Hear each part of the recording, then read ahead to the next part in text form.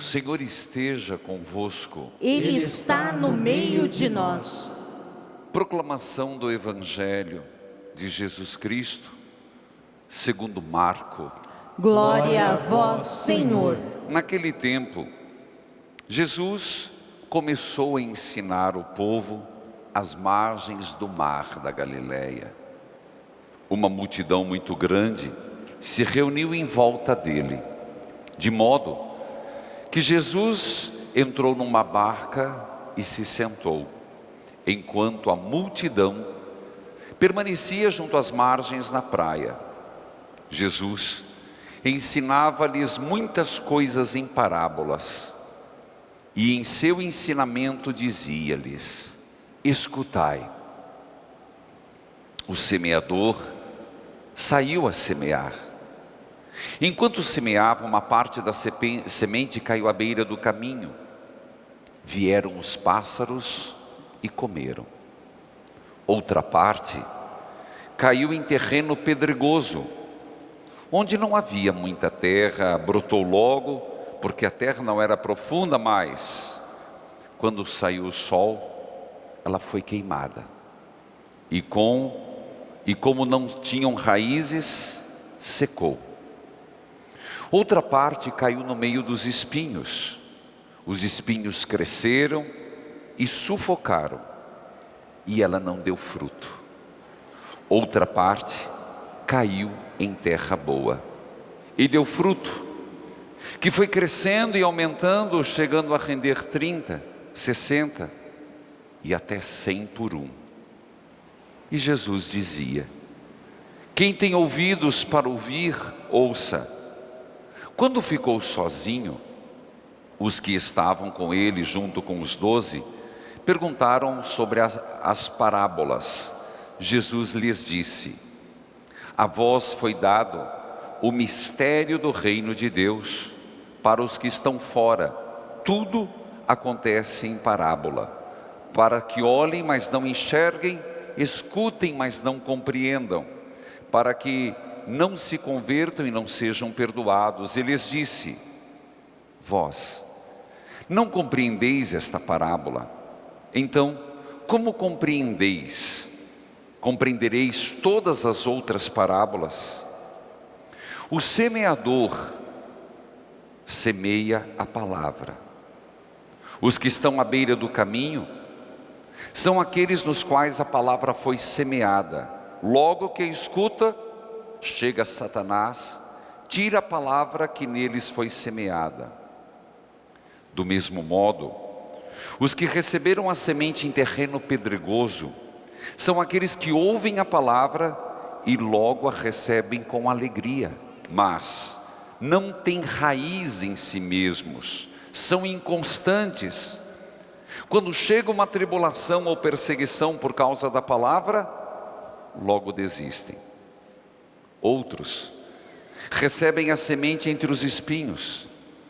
São aqueles que escutam a palavra, mas quando surgem as preocupações do mundo, a ilusão da riqueza e todos os outros desejos, sufocam a palavra e ela não produz fruto. Por fim, aqueles que recebem a semente em terreno bom são os que ouvem a palavra, a recebem e dão fruto. Uns dá 30, outros 60 e outros 100 por um. Palavra da salvação. Glória a vós, Senhor. Que a palavra de Deus perdoe os nossos pecados. Amém. Vamos repetir o 8º dia da novena. Nossa Senhora de Guadalupe, Guardai-me no teu coração de mãe. E é nesse contexto que nós temos hoje essa que é uma das mais lindas parábolas de Jesus. E esta parábola está destinada, tem por destinatário todos aqueles que, como a própria leitura diz, querem a conversão, querem a mudança, querem fazer um aprofundamento da palavra do Senhor. Jesus conta essa parábola na região da Galileia. A região da Galileia é a região mais pobre, mas também é das terras férteis. Não se iluda, é verdade que não é muito bonito. A gente, quando fala uma terra que corre leite e mel, a terra prometida, a gente imagina assim uma imagem meia tropical de Israel. É nada. É tudo meio areia, cinza, pedra e areia, pedra e areia, pedra e areia. Mas lá tem terreno fértil. Inclusive hoje Israel nos surpreende, tendo lá plantação de banana, pasmem, de morango no deserto. Mas Jesus viu no seu tempo certamente muitos agricultores plantando, muitos. E Jesus capta essa imagem para falar de Deus. Quem é o grande semeador? É nosso Senhor Jesus Cristo. Para nós hoje, na igreja, mas Ele diz que é o Pai, tá bom?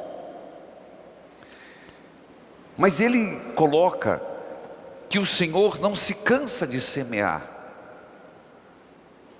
É como um semeador mesmo que vai plantar soja. Antes não tinha, muitos aqui é do tempo da maquininha, não é? Lembra da maquininha? Plantar milho? Não é não? Hoje já é mais sofisticado. Mas no tempo de Nosso Senhor não tinha nem aquelas maquininhas. E uma pessoa na frente cavando, o outro jogando e passando o pé. Quem fez isso na vida? Levante a mão. Os pais fizeram, mas a gente conhece. Nosso Senhor viu isso. E primeira mensagem: Deus não cansa de semear. Deus não se cansa. E quando, a partir desse fato, nós temos que entender que Deus não se cansa de tentar fazer brotar uma vida nova em mim e em você. Você está entendendo? Quando a gente fala que Deus não se cansa de semear, Ele está dizendo que Ele não se cansa de mim, Ele não se cansa de você, porque uma hora vai dar certo. Mas nosso Senhor fala de algumas situações, 4. Nós sabemos, não preciso ler, já vou para a segunda parte da interpretação. A semente que cai à beira do caminho. Segundo, a semente que cai na pedra, pouca areia, pouca terra. A outra que cai em meio aos espinhos. A outra que cai na terra boa. Mas já vamos ver o que o nosso Senhor interpreta. São poucas as parábolas que nosso Senhor dá interpretação, mas essa Ele dá. Por isso parece que o Evangelho é mais comprido. Mas vamos deixar que o nosso Senhor mesmo fale. Diz Ele: vocês não compreendem? Vamos lá. O semeador semeia a palavra à beira do caminho. São aqueles nos quais a palavra foi semeada. Logo escutam e chega Satanás. Chega o inimigo, o príncipe da perdição. E o que ele faz? Tira a palavra que foi semeada. Quantas vezes acontece isso? Quantas vezes a gente vai num retiro, vai num sermão, faz um propósito. Nossa, começo de ano tem gente que fez propósito de tudo, né? A começar a emagrecer que não começou. Brincadeiras à parte, eu brinco com as coisas, porque senão fica muito chato. Tem gente que faz tanto propósito. mas não cumpre. Mas também propósitos bons, mas não cumpre. A palavra de Deus, ela chega na gente, mas no primeiro, aí depois o que acontece? Vem o inimigo e tira. Por exemplo, eu não vou mais falar mal dos outros. Um propósito, não vou guardar rancor no meu coração. Na primeira pisada da bola você me paga, infeliz. Não vou mais ser desonesto. Na primeira oportunidade, surrupia. Cuidado. É o inimigo que tira. É isso que nós temos que entender, que aquilo que nos conduz para o bem vem de Deus. Aquilo que nos tira do caminho certo só tem um nome: Satanás. Se nós sabemos que é Satanás, não está fazendo um pacto com ele? Deus me livre. Deus me livre não, está fazendo. Nosso Senhor ainda diz: aqueles que recebem a semente no terreno pedregoso, aqueles que ouvem a palavra, alegria, não tem raiz. É quando, é importante a gente entender que nós temos muito. Deus nos fala uma coisa, a palavra de Deus nos toca, um sermão nos toca, uma confissão nos toca. Você tem que ter silêncio, você tem que silenciar, você tem que pedir: Senhor, internalize isso em mim, enraize isso em mim, raiz profunda, porque senão, o que acontece? Acontece o que nosso Senhor contou. Não tem profundidade, o sol aparece, murcha e seca.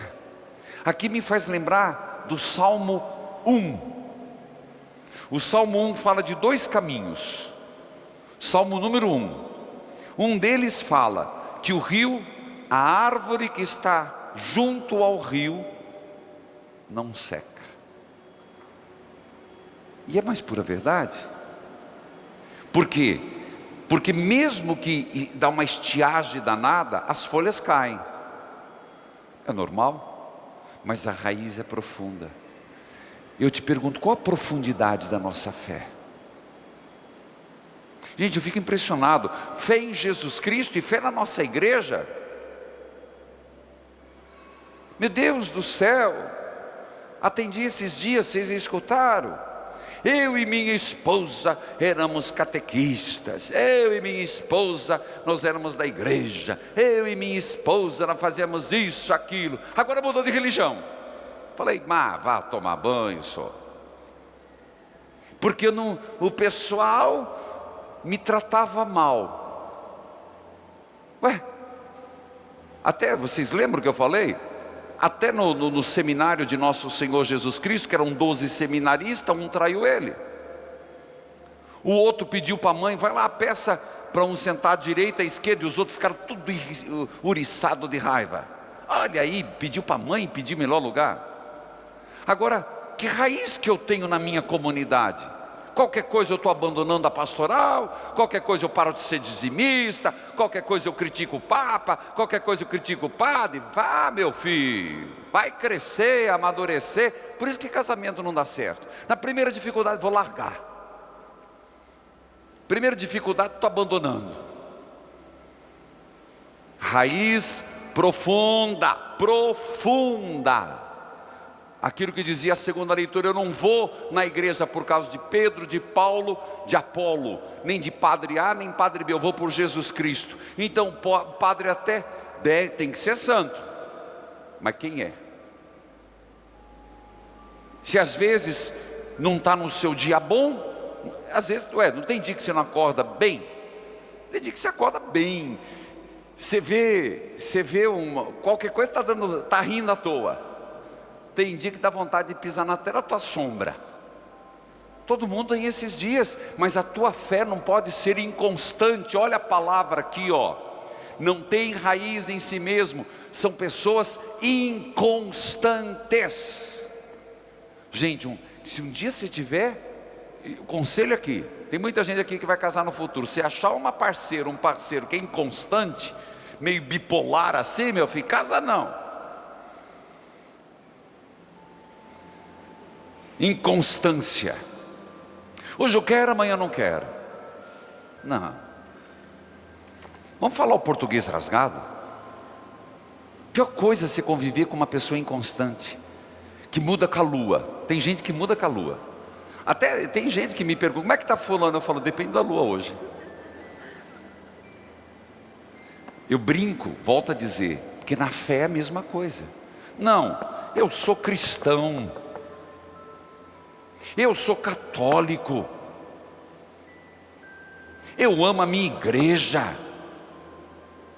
Pode às vezes até por algum motivo eu me decepcionar com A, com B, mas com a minha igreja não, porque ela é maior do que A e B.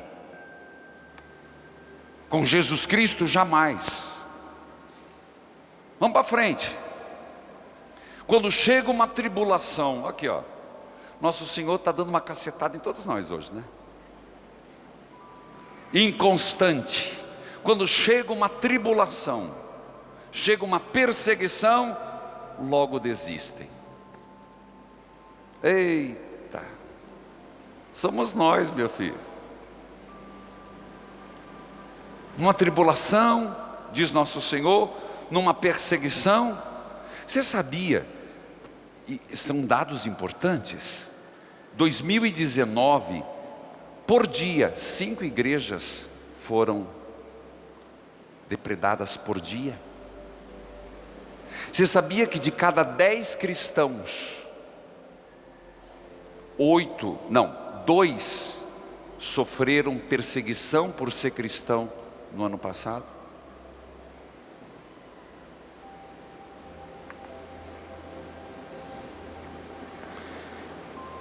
Como que nós lidamos com as tribulações? Depois, há outras sementes que caem meio aos espinhos. São aqueles, Dona Maria, Seu José, Padre Reginaldo, Anísia, Luzia, e vai dizendo os nomes. São aqueles que ficam preocupados demais. Engraçado, né, gente? A gente tem uma preocupação. Nosso Senhor já falou, para cada coisa basta uma. Hoje eu atendi uma senhora, tadinha, meu Deus, que sofrimento. Quem perdeu as 10 horas que ficou assistindo outra coisa, escuta à noite. Eu não estou criticando ela, mas eu fiquei com tanta dosinha. Atendi um mulherengo também, que eu dei umas cacetadas nele hoje. Ah, pelo amor de Deus. Escutou, não escutou? Chamei ele de mulherengo mesmo. Falei, é melhor você ficar sozinho mesmo. A mulherzinha hoje está com catarata. Mas está um desespero. E eu falei, senhora, seu desespero vai te adiantar? A senhora foi no médico, de semana que vem a senhora volta no médico, o médico mandou a senhora colocar colírio. Eu entendo a preocupação dela, certamente mora sozinha. Mas eu te pergunto, essa preocupação que tira o sono, resolve? Por que a gente não diz, Senhor, seja, eu me coloco na tua, fiz tudo o que eu podia. Não é também cruzar o braço e dizer, não, está tudo certinho, não. Foi no médico, procurou diagnóstico, está pingando o colírio. Senhor, fiz tudo o que era preciso. Agora, está nas tuas mãos. Às vezes a gente precisa fazer isso. Tem coisa que se ficar sem dormir não vai resolver. Tem coisa que se você ficar sem comer, não vai resolver. Você tem que dizer, Senhor, eu fiz tudo o que era preciso. Não negligenciei nada. Fui no médico, fiz aquilo, agora está nas tuas mãos. Vamos continuar, nosso Senhor. Surgem as preocupações do mundo, ilusão de riqueza. Nosso Senhor já fala. Ilusão de riqueza. Tem gente que vende a família. Não é que vende igual antigamente a gente pensa, que os irmãos venderam José. Vende a família no sentido de não dar valor. Só trabalho.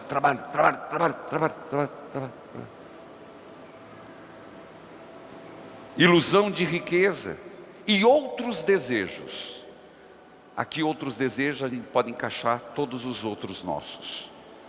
Sufocam sufoca mesmo. Por fim, vamos falar de coisa boa. Cai num bom terreno.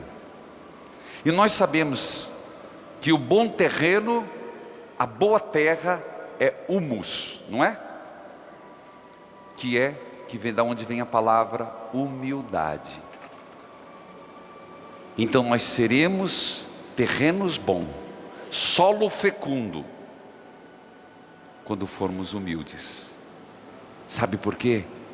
Se formos humildes, o Senhor vai poder trabalhar, vai poder cavucar, vai poder regar. Que a palavra de Deus hoje nos ajude. Que a palavra de Deus faça a gente ser diferente. Porque o Senhor disse: há muitos que não se converterão. A muitos a palavra não se revelará, para que não sejam perdoados do pecado. Então você vai repetir comigo agora: Senhor, que esta tua palavra, encontre profundidade,